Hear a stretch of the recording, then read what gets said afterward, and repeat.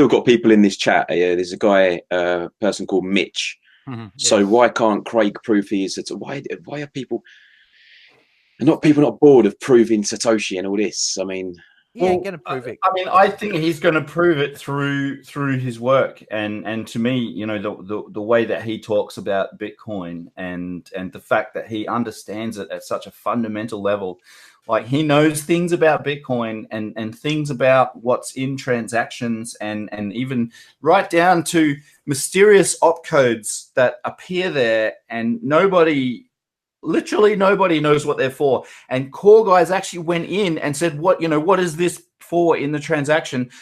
We don't know, but we're just going to change it to do something completely different. Like that's literally what their attitude was. There was a field in there called sequence, and what Craig has recently started teaching people about is that sequence is actually for establishing something like a lightning channel between two people and being able to bounce high frequency payments back and forth before actually doing an on-chain settlement. And that was originally, that was always in the original protocol. And there's even a record of Satoshi discussing that functionality with someone, but not going into the technical detail of how it worked.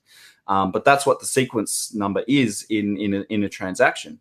And Core actually went in and they broke it and used it to do something completely different, something about date stamping transactions. They basically just took those bytes and just completely repurposed it. So these guys really did not understand anything about, they were just in there just breaking stuff.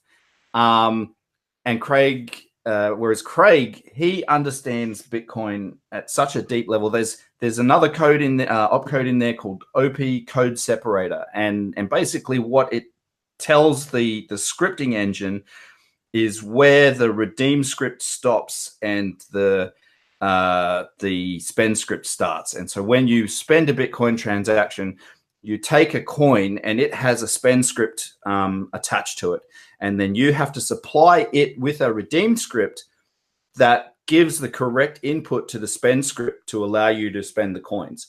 And there's one little code that sits in the middle called opcode separator.